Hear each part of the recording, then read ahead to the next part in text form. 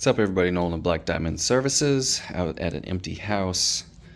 Going to be doing 4 rooms, technically with the living room, of carpet.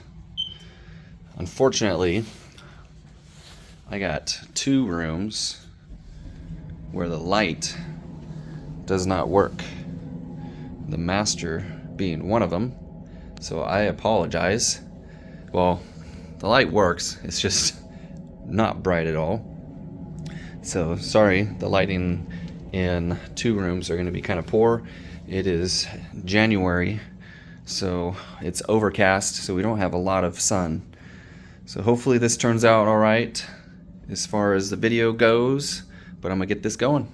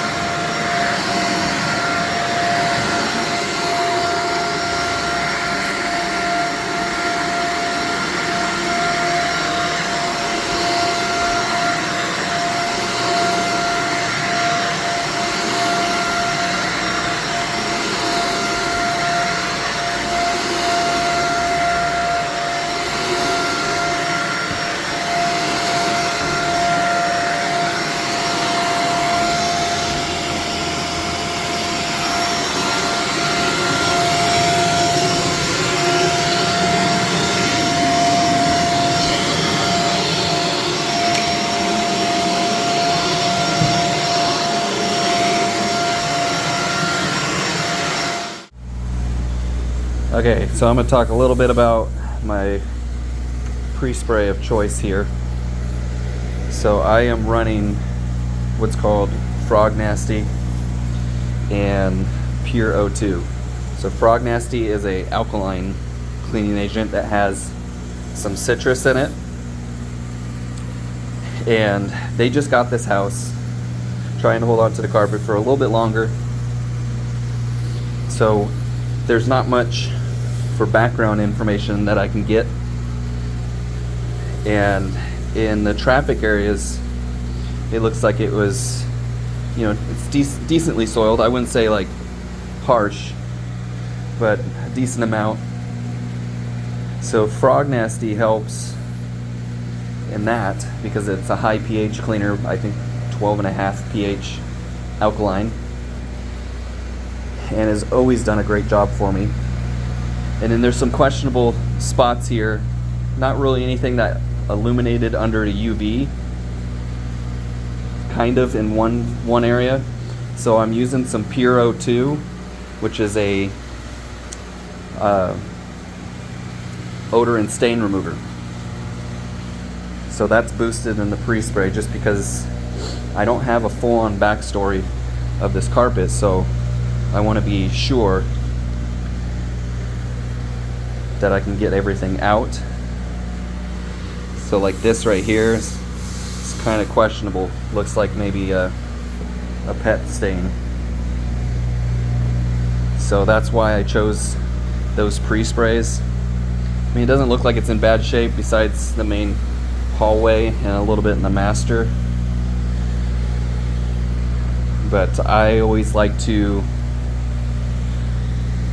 yield on the side of caution a little bit and go ahead and treat it well. And then I've always seemed to get great results going with my gut feeling on the pre-spray when it's this type of situation where I don't know the history of the carpet. Can't give me any information outside of what we can visually see.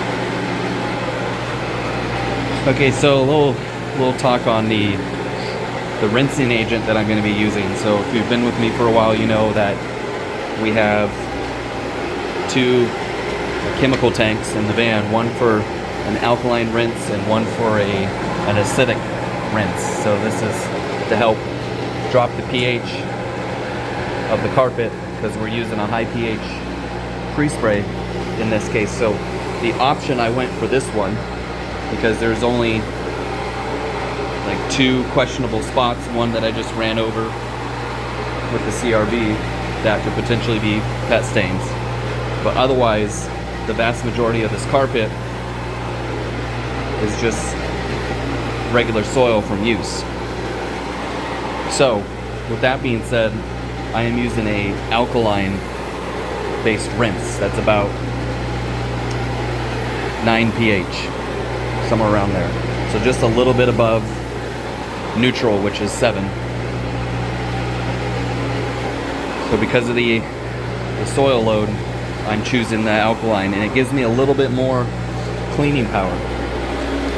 So if you got a heavily soiled carpet and you're using an acidic rinse, it's kind of killing your cleaning power a little bit, especially if you have that in your rinse tank. For example, sometimes people do this, I don't know if it's by accident or if they just don't go out and turn it off, but if you don't turn your chemical off and you're pre-spraying with a 12.5 pH cleaner or whatever it is, 11, and you got an acidic rinse in your tank and you don't turn off the chemical, you're killing your cleaning power a little bit, because now you got that rinsing agent, the acidic, or even the alkaline one, dropping the pH of your pre-spray. So that's something that we do every single time, is turn off the chemical when you're pre-spraying, because you're going to drop the pH a little bit of your, in this case 12.5 pH pre-spray.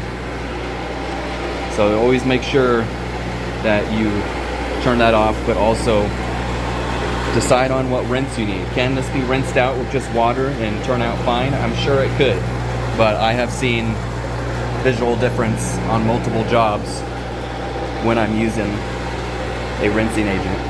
So when I'm doing pee related jobs from dogs, cats, whatever it is, I do switch to the acid rinse.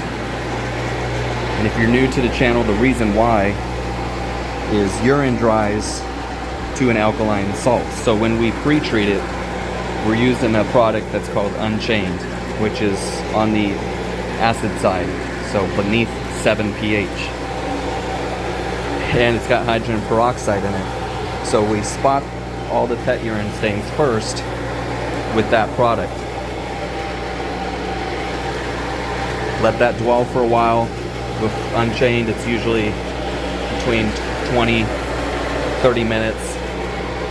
It has been pretty solid for us because the product needs time to make contact with the urine crystals. So alkaline salts, urine salts. That way it will be effective, because if you just pre-spray it and then start cleaning immediately, you may not yield as good of results as if you let it dwell for a little bit. So that's why what I do after I vacuumed, I'll go in and pre-treat all those spots where my UV light showed me, and then come back through in all the other exposed areas of carpet where there's no pet urine and use my BioPro 10K, which is an enzyme pre-spray that is alkaline with some citrus in it.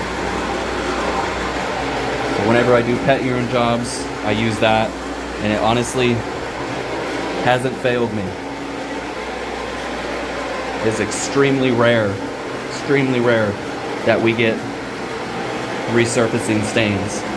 Now if that happens, it's commonly because the pet has peed many times in the same location, or it's a larger dog, meaning they hold more urine, and it got into the carpet, made its way into the padding, or even the subfloor. Because if you're on a concrete foundation, they don't seal those commonly, probably unless you had your house built and told them to seal it.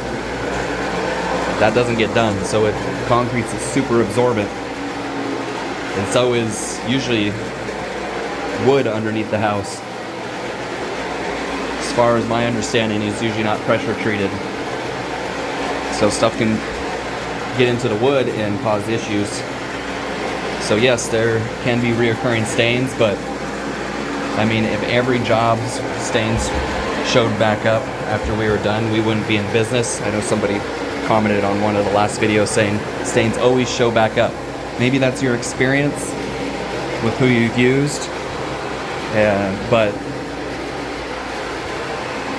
if they're doing a thorough job and it's not a disaster carpet, then no, that's actually not entirely true.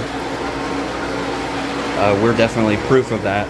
If you go back and look at a lot of our videos, all the videos that are on our channel, not a single one of them And now I haven't filmed every job, so I'm not saying it doesn't happen, but every single one of our videos on YouTube, not one of them turned into a callback where we had to go back and treat something because it resurfaced.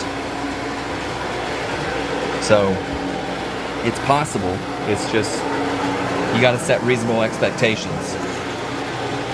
There are jobs that we have highly suggested we decline and get new carpet, and then also explain what we can do to hold them over if it's not in the cards at the time. But you gotta set those expectations. You gotta be upfront with people and let them know, here's what we can do, how we can help you, but here's what we suggest as well if it makes sense for you. Because some carpets need a lot of work and a lot of product in order to get them to clean up and turn out well. So sometimes financially it doesn't make sense, or it's still going to be cheaper than new carpet, but if it's in the budget, we'll suggest, hey, put this cleaning money towards new carpet in that area at least. If it's just one area that's a disaster, like say this bedroom was in terrible shape, I would have suggested that to her. I'm like, hey, it's only the one room that's in really bad shape. Why don't you get that replaced? We'll clean the rest of it if that's all that you can afford to do at this time. That way, it's not a big burden to have the entire house changed out, but at least you won't have to worry about this one room. So you gotta talk to your clients, find out their needs, listen. If you listen to their needs, more than likely, you're gonna make them happy and provide a great service. It's not about how fast you can get in and get out to the next job, because if that's your goal, you're gonna get few repeats and referrals. So yeah, staining does not always come out. Sorry, that just turned into a whole conversation, but staining doesn't always come out, but it's not as many jobs as you think. Like the way the condition this carpet's in, I guarantee this is going to turn out fantastic, and they won't have any future issues with resurfacing stains. There's hardly anything here, but there are some that visually look like, possibly pet urine. So like I said, I treated it beforehand. And Puro 2, the odor and stain remover, is a powder form. So it's got similar characteristics as the purpose of Unchained. So when it's just minor, there's like one little or two little stains, I don't charge extra for that, because Puro 2 goes a long way and typically will handle one little pet stain or two little pet stains. But if it's heavy, multiple spots, then we go straight to Unchained.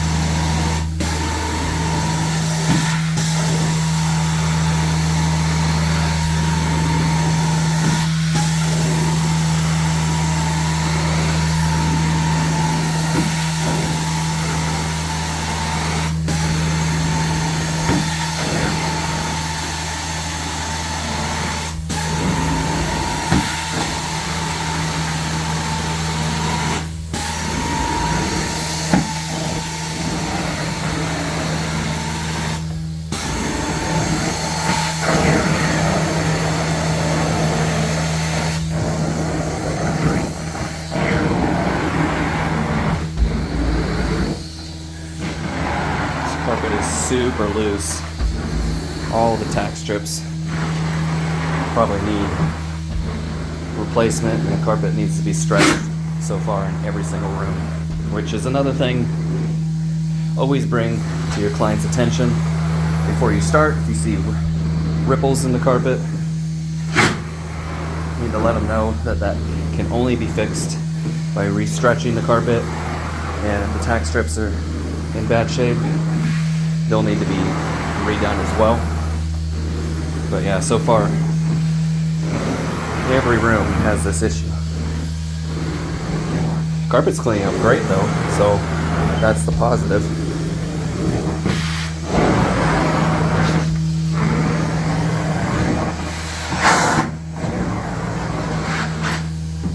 So it's doing well, but yeah, they're gonna have to have that fixed. So I'm basically gonna push the carpet back down so it doesn't look tacky like that, but